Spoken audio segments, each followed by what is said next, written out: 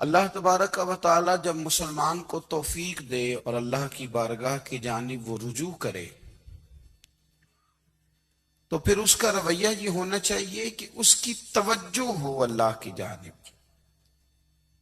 ہمارے ہاں تسبیحات پڑھ لی جاتی ہیں اگر کبھی موقع ملے، لیکن وہ خاص انہماک، وہ خاص شوق، وہ خاص ذوق اللہ تبارک و تعالیٰ کی عبادت کا، ایک ہوتا ہے نماز پڑھنا، ایک ہوتا ہے اہتمام کے ساتھ نماز پڑھنا، یعنی ذرا وقت پہ اٹھنا، ذرا صحیح کر کے وضو کرنا، ذرا شوق سے مصلی بچھانا۔ ایک ہوتا ہے تسبیح پڑھ لینا اور ایک ہوتا ہے ذرا تھوڑا سا نا شوق کے ساتھ اللہ کو یاد کرنا۔ آپ کبھی جو میں نے آیہ کریمہ پڑھی اس کی آپ شان نزول دیکھیں، نبی کریم صلی اللہ تعالی علیہ وسلم کے نا کچھ صحابہ اللہ کی محبت کے شوق میں حضور کی بارگاہ میں حاضر ہوئے اور انہوں نے آ کے عرض پتہ کیا کیا، عرض کرنے لگے یا رسول اللہ صلی اللہ تعالی علیہ وسلم سالوں بیت گئے ہیں سجدے کرتے ہوئے، حضور سالوں بیت گئے ہیں تسبیح پڑھتے ہوئے، سالوں بیت گئے کہتے ہوئے کہ سبحان اللہ وہ پاک ہے، ہمیں سالوں بیت گئے یہ کہتے ہوئے کہ اللہ اکبر وہی سب سے بڑا ہے، سالوں بیت گئے کہتے ہوئے کہ الحمدللہ ساری تعریفیں اللہ کے لیے، سالوں بیت گئے اس کی تسبیح کرتے، تحلیل کرتے، تکبیر کہتے۔ حضور اب نہ ہمارا اپنے رب سے ملنے کو جی چاہتا ہے، کبھی اے حقیقت منتظر نظر آنا لباس مجاز میں، لاکھوں سجدے تڑپ رہے ہیں میری جبین نیاز میں۔ اور اقبال کہنے لگے کہ تیرے عشق کی انتہا چاہتا ہوں، تو میری سادگی دیکھ کیا چاہتا ہوں، میرا ذرا سا تو دل ہے مگر شوخ اتنا، میں وہی لن ترانی سنا چاہتا ہوں۔ میرا بھی دل کرتا ہے کہ اللہ میں تجھے کہوں میں تجھے دیکھنا چاہتا ہوں جس طرح حضرت موسیٰ کلیم علیہ السلام نے کہا تھا، اور تو مجھے کہے کہ لن ترانی تو نہیں دیکھ سکتا، ذرا سا تو دل ہے مگر شوخ اتنا، میں بھی وہی لن ترانی سنا چاہتا ہوں۔ پھر کہنے لگے بھری بزم میں راز کی بات کہہ دی، بڑا بے ادب ہوں سزا چاہتا ہوں۔ دیکھو سب لوگوں کے بیچ ہی میں نے یہ کہہ دیا۔ میرے عزیز صحابہ نا شوق میں، کتنے سارے لوگ ہیں آپ، کتنی ماشاءاللہ بڑی تعداد میں آپ آئیں، ہم بھی کبھی اس شوق میں گئے ہیں کہ ہمارے رب کو دیکھنے کو دل چاہتا ہے، ہمارا جی چاہے وہ کبھی ہمیں ملے، ہم کبھی اس کی زیارت کریں، اس کی بارگاہ کرم میں ہم حاضر ہوں۔ صحابہ نے عرض کیا یا رسول اللہ صلی اللہ تعالی علیہ وسلم ہمارا رب کہاں ہے؟ ہمارا نا اپنے رب کو دیکھنے کو جی چاہتا ہے۔ جب صحابہ نے یہ عرض کیا تو اللہ نے قرآن مجید نازل کیا، فرمایا وَإِذَا سَأَلَكَ عِبَادِي عَنِّي فَإِنِّي قَرِيبٌ، محبوب جب میرے بندے آپ کی بارگاہ میں آ کے میرے بارے میں پوچھے نا تو ان سے کہہ دینا میں ان کے قریب ہی ہوں، قریب ہی ہوں۔ دلیل کیا ہے؟ اذا دان، یہ جب بھی مجھ سے دعا مانگیں گے میں ان کی دعاؤں کو قبول فرماؤں گا، میں ان کے قریب ہوں، میں ان کے قریب ہوں، یہ جب بھی دعا مانگیں گے نا میں قبول کروں گا، میں ان کے قریب ہوں۔ اللہ تبارک و تعالیٰ کے بندے اللہ سے محبت کرتے، رب کی بارگاہ میں جھکتے، اس کو اپنے دکھ سناتے، اس کے پیارے محبوب صلی اللہ تعالی علیہ وسلم کا وسیلہ لے کے اس کے حضور حاضر ہو جاتے، پیشانیاں سجدوں سے روشن ہوتی۔ ہم نہ ہر چیز کے لیے وقت نکالتے ہیں، ہر چیز کے لیے، لیکن عبادت کے لیے وقت نہیں نکالتے۔ ہر شے آباد ہے، ہر شے، ہماری فیس بک بھی آباد ہے، واٹس ایپ بھی آباد ہے، ہمارے ٹویٹر بھی آباد ہیں، ہماری ہر چیز آباد ہے، سب سے کم آباد ہمارا مصلی رہ گیا ہے، سب سے کم۔ وہ لوگ اب ڈھونڈنے سے ملتے ہیں جن کی بغل میں مصلی ہوتا تھا۔ میرے بھائی، آپ کتنا کو دنیا کے پیچھے بھاگو گے تھکا دے گی، کتنا دولت کے پیچھے بھاگو گے تھکا دے گی۔ آپ جب اپنی زندگی میں جمع تفریق کرو گے نا تو مرتے وقت احساس ہوگا کہ سارا کچھ تو لوگوں کے لیے کیا، اپنے لیے تو کر ہی کچھ نہیں سکے۔ اور ہم عبادت کے معاملے میں بہانے بازی بھی کرتے ہیں۔ ہم کہتے ہیں اوخو رزق کمانا بھی تو عبادت ہی ہے نا، تو میں حلال روزی کے لیے جا رہا ہوں، یہ بھی تو عبادت ہے نا۔ میری طرح کے لوگ کہہ دیتے ہیں کہ میں سویرے اٹھ کے مدرسے میں کچھ اسباق دیکھتا ہوں تو یہ بھی تو عبادت ہے، میں بیان کرنے کے لیے مطالعہ کرتا ہوں تو یہ بھی تو عبادت ہے نا، اتنے اتنے لمبے سفر کر کے ملک میں دنیا میں گھومتا ہوں تو یہ بھی تو میں عبادت ہی کر رہا ہوں۔ اب اسپیشل نفلوں کے لیے وقت کس طرح نکلے، اسپیشل کر کے تسبیح میں کیسے چلاؤں، میں سارا کچھ ہم بہانے بنا لیتے ہیں نا۔ میرا سوال یہ ہے کہ یہ ساری باتیں صحابہ کو، نبی کریم کو، دیگر لوگوں کو بھی تو پتہ تھی نا، لیکن اب غور تو کریں۔ 23 سال حضور کو وقت ملا، مختصر وقت ظاہراً تبلیغ کرنے کے لیے، پوری دنیا میں دین بھی پھیلانا ہے۔ گھر میں 11 ازواج ہیں، 4 بیٹیاں ہیں، ان کی اولادیں، سارے کام کاج بھی دیکھنے ہیں۔ لیکن سیدہ طیبہ طاہرہ حضرت عائشہ صدیقہ رضی اللہ تعالیٰ عنہ فرماتی ہیں سارا دن تبلیغ کرتے، ہر غلام کے دکھ سنتے، گھر میں آتے تو اپنے گھر والوں کا خیال کرتے، کام میں ہمارا ہاتھ بٹاتے۔ قربان جاؤں، کہتی ہیں زمانہ سارا سو جاتا لیکن آمنہ کے لال مصلی بچھا لیتے۔ دنیا سو گئی، ساری سب سو گئے، جو خدام تھے، وہ جو غلام تھے، وہ سو گئے۔ صحیح مسلم میں لفظ ملیں گے، سیدہ پاک فرماتی ہیں او میرے نبی کے غلاموں، میں نے یہ رنگ بھی دیکھا ہے کہ حضور نے اتنا کھڑے رہے، اتنا قیام کیا، اتنا قیام کیا کہ مقدس پیروں میں ورم آ گئے، سوج گئے پیر، اتنے بڑے۔ دل پہ ہاتھ رکھ کے نہیں بتا سکتا کہ میرے کبھی نماز میں پیر سوج گئے ہوں، کوئی نہیں بتا سکتا۔ بچوں کی روٹی کماتے تھک گئے بات الگ ہے، ہم سیر کرنے گئے تو تھک گئے بات الگ ہے، لیکن عبادت میں یہ بھی تو مسلم شریف ہے نا، یہ بھی تو دین ہے نا، یہ بھی تو حضور کی سنت ہے، یہ بھی تو وہ چیز ہے جو کریم کی آنکھوں کی ٹھنڈک ہے۔ سیدہ فرماتی ہیں پیروں میں ورم آ گئے، اور ساری رات ہی حضور نے نماز پڑھی اور ایک ہی آیت بار بار دہرائی۔ مسجد نبی میں بلال حبشی نے فجر کی اذان دے دی اور حضور ابھی مصلی پہ تھے، کریم فارغ ہوئے۔ میں نے عرض کی یا رسول اللہ صلی اللہ علیہ وسلم، آپ کے تو صدقے اللہ اگلے پچھلوں کے گناہ معاف کرے گا، تو آپ اتنی آہوزاری کیوں فرماتے ہیں؟ آپ تو شفیع ہیں، آپ تو انبیاء کے امام ہیں۔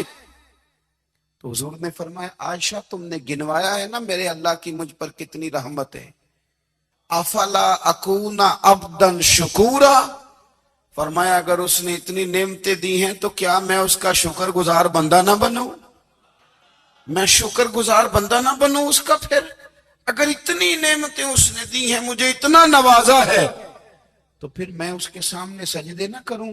او میرے بھائی، بڑے قابل فخر لوگ ہیں ہم کہ ہم نبی پاک کے غلام ہیں، ہم قابل فخر ہیں کہ نبی کریم کے غلام ہیں۔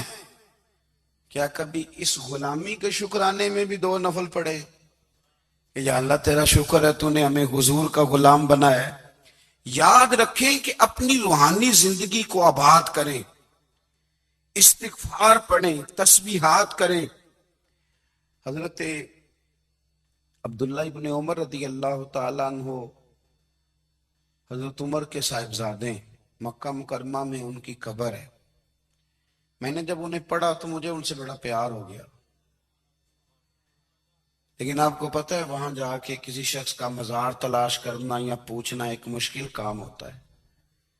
تو ایک دفعہ میں مکہ شریف میں حاضر تھا، تو ایک گاڑی والا ڈرائیور مجھے کہنے لگا کہ مولانا میں آپ کو جانتا ہوں، مجھے آپ سے محبت ہے، ایک بات بتاؤں آپ کو؟ میں نے کہا بتاؤ۔ کہنے لگے حضرت عبداللہ ابن عمر کی قبر دیکھنی ہے؟ میں نے کہا یہ تو نہیں کہہ رہا، یہ کسی نے بندوبست کرایا ہے، یہ اللہ نے تیرے دل میں بات ڈالی ہے، یہ ہو گیا تو لے چل مجھے۔ حضرت عبداللہ ابن عمر کو نبی پاک نے فرمایا تھا راجل صالح، یہ نیک بندہ ہے، یہ متقی آدمی۔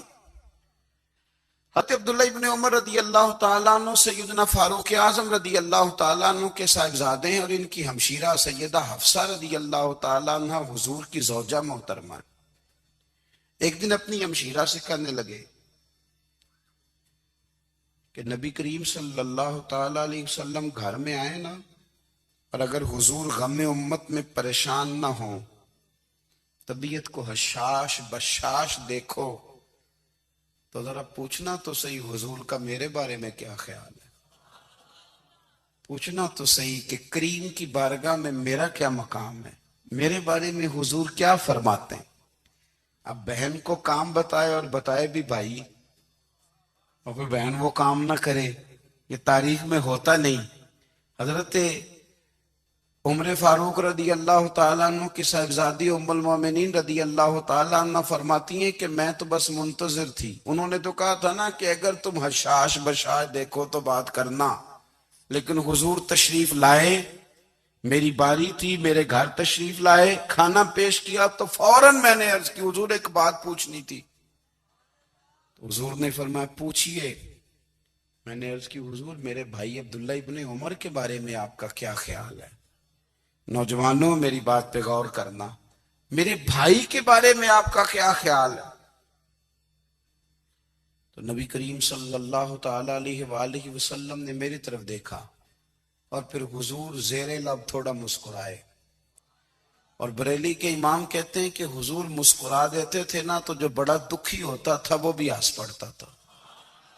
اب سوال پیدا ہوتا تھا کہ پھر تو اس مسکراہٹ کے لیے انتظار کرنا پڑتا ہوگا کئی مہینے کے، حضور مسکرائیں تو رونے والے ہنسیں تو اعلیٰ حضرت فرماتے نہیں، انتظار نہیں کرنا پڑتا، یہ مسکراتے رہنا تو حضور کی عادت ہے۔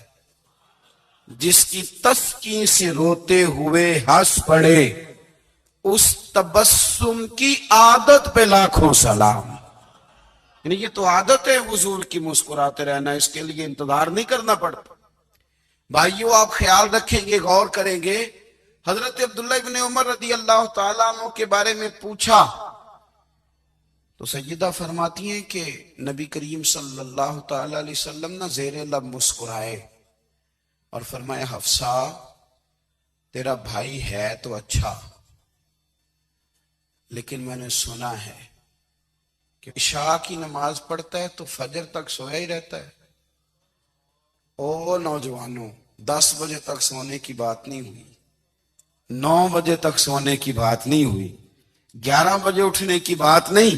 حضور فرمانے لگے میں نے سنا ہے کہ عشاء کی نماز پڑھ کے سو جاتا ہے اور فجر تک سویا ہی رہتا ہے، اسے چاہیے کہ تہجد کے وقت اٹھا کرے، اللہ کی بارگاہ میں حاضر ہوا کرے، آہوزاری کرے، سجدے کرے، عبادت کرے۔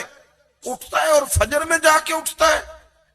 حضرت جناب حفصہ رضی اللہ تعالیٰ عنہ کہتی ہے میں نے جناب عبداللہ ابن عمر کو پیغام دیا اور میں نے کہا میرے جوان بھائی سن، نبی پاک نے فرمایا ہے تو اچھا پر تہجد میں نہیں اٹھتا، نفل نہیں پڑھتا۔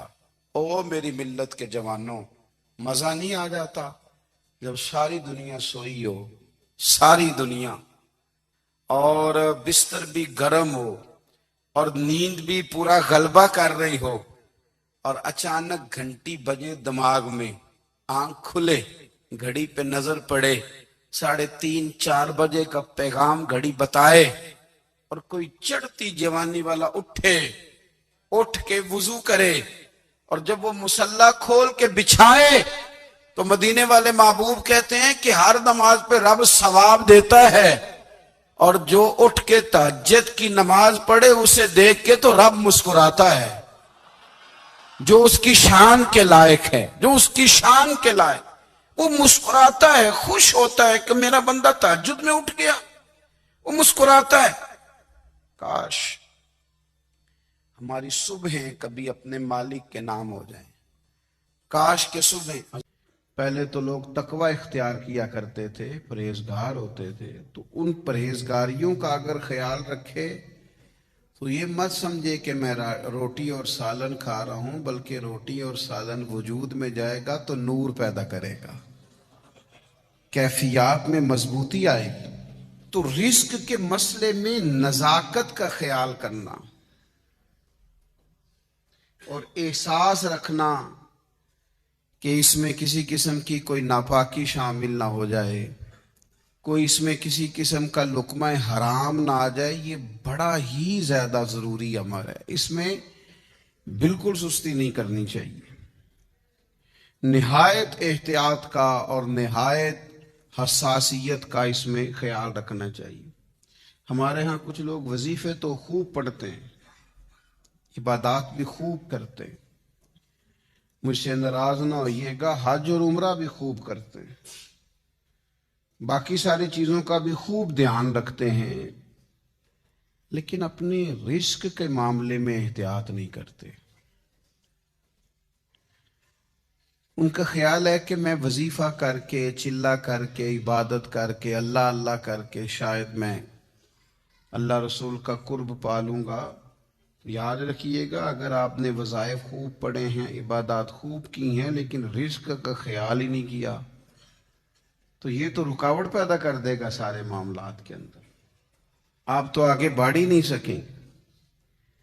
اللہ کی بارگاہ تک جانے کے لیے، قرب الہی پانے کے لیے، نبی کریم علیہ السلام کے مقدس قدموں تک رسائی حاصل کرنے کے لیے، اپنے رب کو منانے کے لیے، جہاں اور بہت ساری چیزوں کی ضرورت ہے وہاں رزق حلال کی بھی بڑی ضرورت ہے۔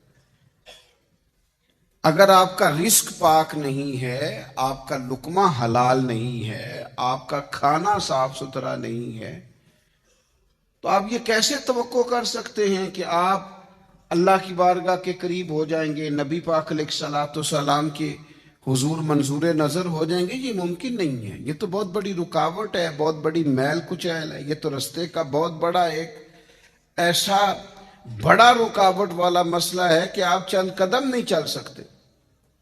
امام طبرانی نے روایت لکھی ہے، حضرت ابن عباس رضی اللہ تعالیٰ عنہ اس کے راوی ہیں، کہتے ہیں حضرت سعد بن ابی وقاص رضی اللہ تعالیٰ عنہ نے نبی پاک علیہ الصلوۃ والسلام کی خدمت میں عرض کیا، جناب سعد بن ابی وقاص نے عرض گزار ہوئے، یا رسول اللہ صلی اللہ تعالیٰ علیہ وسلم، میری ایک خواہش ہے، اور خواہش دیکھو کتنی عظیم اور کتنی حسین ہے۔ حضرت سعد بن ابی وقاص رضی اللہ تعالیٰ عنہ عرض کرنے لگے، حضور میرا دل کرتا ہے کہ میں مستجاب الدعوات بن جاؤں، یعنی میں جو بھی دعا مانگوں میرا رب قبول فرمایا کرے۔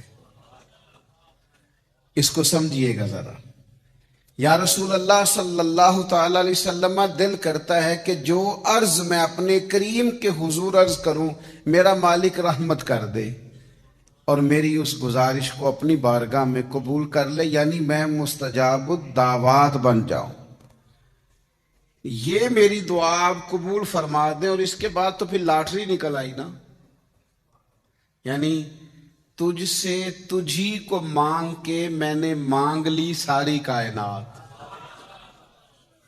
یا رسول اللہ صلی اللہ تعالیٰ علیہ وسلم، ایک نسخہ چاہتا ہوں کہ میں مستجاب الدعوات بن جاؤں، میری دعائیں قبول ہوں۔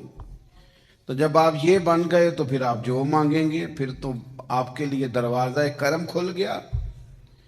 تو حضور کچھ بتائیں کہ میں ایسا کیا کروں کہ مستجاب الدعوات بنوں۔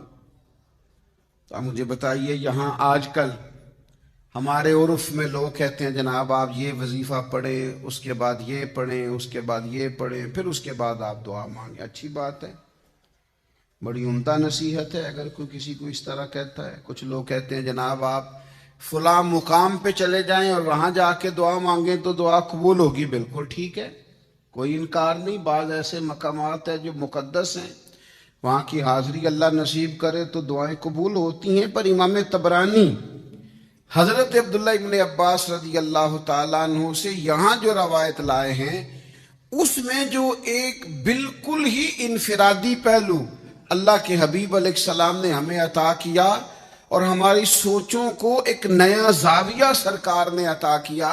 جناب سعد عرض گزار ہیں، حضور میں چاہتا ہوں میری جھولی اپنے رب کریم کے حضور جب بھی پھیلے مجھے گویا بھری ہوئی ملے، رحمت عطا ہو، کرم نصیب ہو. تو حضور نے وظیفہ بھی کوئی نہیں بتایا، چلہ بھی کوئی نہیں بتایا. اللہ کے حبیب فرمانے لگے آپ اپنے رزق کو پاک کر لے، جو دعا مانگیں گے رب قبول فرمائے گا. بس آپ کھانے میں پاکیزگی کا خیال کریں، رزق میں آپ طہارت کے قائل ہو جائیں. آپ جب بھی کھانا کھائیں تو دیکھ لیں اس میں کوئی آمیزش نہ ہو لقمہ حرام کی، تو آپ جب بھی دعا مانگیں گے اللہ قبول فرما لے گا. تو میرے عزیز یہ جو طہارت ہے نا، رزق کی طہارت، یہ بڑا بنیادی مسئلہ ہے. میں آپ کی خدمت میں عرض کروں، جتنا مال ہم اکٹھا کرتے ہیں سارا کھا نہیں سکتے، نہیں کھایا جاتا. ایک دفعہ مجھے ایک نعت خواں صاحب نصیحت کرنے لگے کہ جناب وہ کئی دفعہ یوں بھی ہوتا ہے نا کہ سورج کو لگے دھبا قدرت کے کرشمے ہیں اور بت ہم کو کہیں کافر، چلو اللہ کی مرضی ہے. وہ مجھے ایک دفعہ کہنے لگے آپ نے ہر شے بڑی سستی کر دی ہے، بغیر کسی مطالبے کے چلے جاتے ہیں آپ، تو اس سے وقار نہیں رہتا. اور انہوں نے مجھے سمجھایا، ایک بڑے اچھے خطیب صاحب تھے اور ایک نعت، مجھے انہوں نے سمجھایا. ظاہر ہے ہم چھوٹے بندے ہیں، کوشش بھی کرتے ہیں کوئی سمجھائے، تو کافی لوگ ہمیں سمجھاتے ہیں، ویسے صحیح بتا رہا ہوں، آپ کافی بندے سمجھاتے ہیں اور ہم بھی چلو سمجھنے کو تیار بیٹھے ہیں ہر وقت. تو وہ کہنے لگے کہ وقار نہیں، اور مجھے مثال دی، کہنے لگے بتائیں ایک ڈاکٹر کی فیس کچھ بھی نہیں، یا ایک کی فیس 1000 روپے اور ایک کی 10,000 ہے، تو لوگوں کی نظر میں قیمتی کون ہوگا؟ کہنے لگے ویکھو نا میں لینا 80 تو تسی کچھ بھی نہیں مانگتے، تو پھر بندیاں کنوں قیمتی سمجھنے. میں کہ گل تیری ٹھیک ہے، لیکن تینوں کس آکھیا اسی کچھ نہیں لیندے، اسی تے دل لینے ہاں. کس بندے نے تجھے کہا؟ تیری غلط فہمی ہے، تیری غلط فہمی ہے. تجھے کس نے کہا ہے؟ وہ ایک بزرگ تھے نا، تو مرید ہونے کے لیے ان کے پاس ایک شخص آیا، تو انہوں نے کلمات پڑھا دیے، تو ہاتھ میں ہاتھ نہیں لیا. تو وہ اپنے شیخ سے کہنے لگے حضور تسی بیعت کیتا ہے ہتھاں چ ہتھ تے لیا نہیں. فرمان لگے سجنا دلاں چ دل جو لے لیا ہے، تو سودا تو دل کا ہے. تو لوگ سبق دیتے ہیں نا جی، سبق پڑھاتے ہیں، کہتے ہیں جناب کمال ہو گئی. تو میں نے ان کی ساری بات سمجھ لی. میں نے کہا جی آپ نے مجھے بڑا سمجھایا ہے، آپ کی 80,000 فیس ہے اور بقول آپ کے آپ 2 محفلیں کرتے ہیں ایک دن میں، تے روٹیاں کنیاں کھاندے ہو؟ کہنے لگا جی وہ 2-3 ہی. تے میں کہ 80 تے تسی انج منگدے ہو جویں 100 کھاندے ہو روز دی. بھئی کتنی روٹیاں کھا سکتے ہیں بتائیں؟ اللہ نے بندے کا پیٹ اتنا بڑا نہیں بنایا، 2-3 کھا لے گا کیا کرے گا؟ تو میں کہ 80 ایک تے 80 2 ایک 60 آپ روز لیتے، کھاتے کتنا کو؟ چپ کر گیا. تو میں نے کہا جب اللہ نے آپ کو لمیٹڈ بنایا ہے تو ان لمیٹڈ کیوں ہوتے ہو؟ حضور کی ثنا خوانی کرنی ہے، کر کے تو دیکھو، اس میں تو کرم ہی بڑا ہے، اس میں تو عطا ہی بڑی.